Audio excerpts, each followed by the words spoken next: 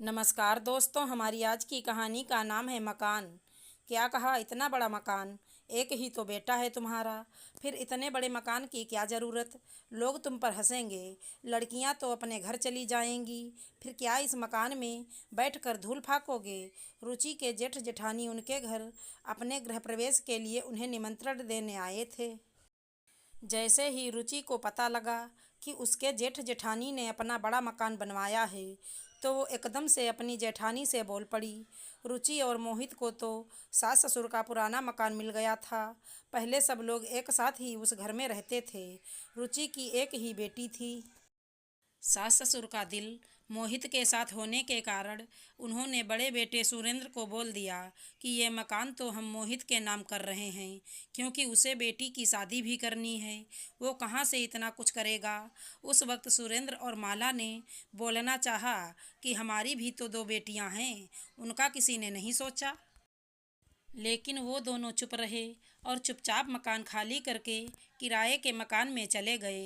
रुचि की बात सुनकर माला बोली, देवरानी जी, एक बेटे के साथ मकान छोटा होना चाहिए, ऐसा तो कहीं नहीं लिखा।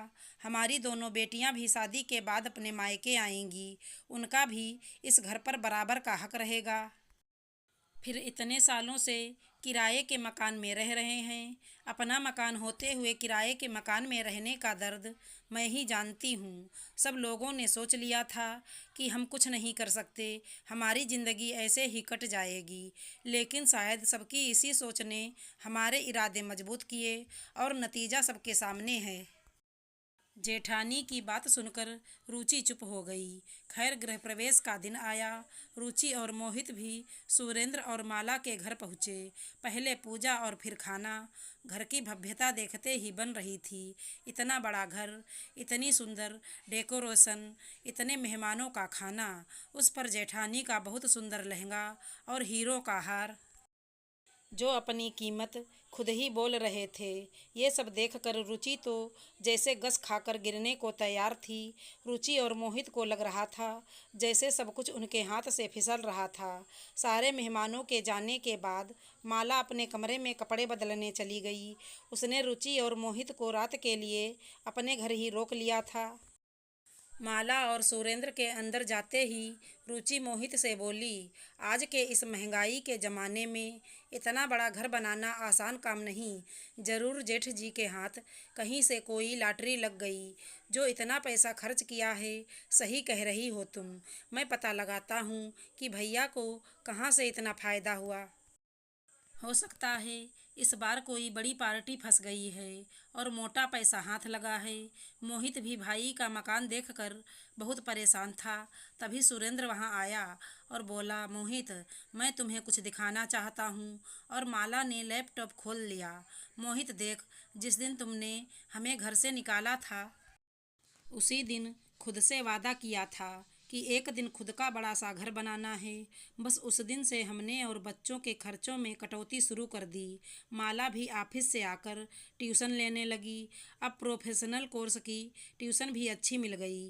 धीरे धीरे माला ने अपनी नॉलेज का फ़ायदा उठाया और अपने पैसे को म्यूचुअल फंड और गोल्ड में लगाना शुरू कर दिया। धीरे धीरे हमें अपने निवेशों पर अच्छी रिटर्न मिलने लगी, तो मेरा भी उत्साह बढ़ा। अब हमने अपने निवेश बढ़ा दिए थे। उधर बिजनेस भी भगवान की दया से बढ़ोतरी ले रहा था। इस सब का ही नतीजा है कि आज इस बंगले को बना सकने में सफल हुए हैं।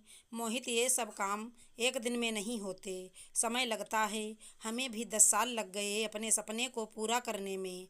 बच्चे भी अब बड़े हो गए हैं, लेकिन फिर भी सुकून है कि भगवान ने हमें इस लायक बनाया कि हमें कभी किसी के आगे हाथ नहीं फैलाना पड़ा।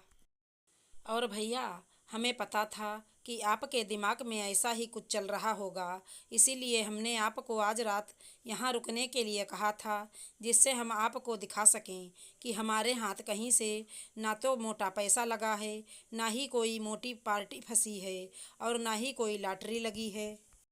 ये सब केवल और केवल हमने अपनी मेहनत से पाया है और ये सब दिमाग का खेल है। माला बोली। भैया भाभी की बात सुनकर मोहित और रुचि की बोलती बंद हो गई। उनके पास कोई जवाब नहीं था। ये तो उन्हें समझ आ गया था कि काश उस वक्त उन्होंने उस मकान का लालच ना किया होता।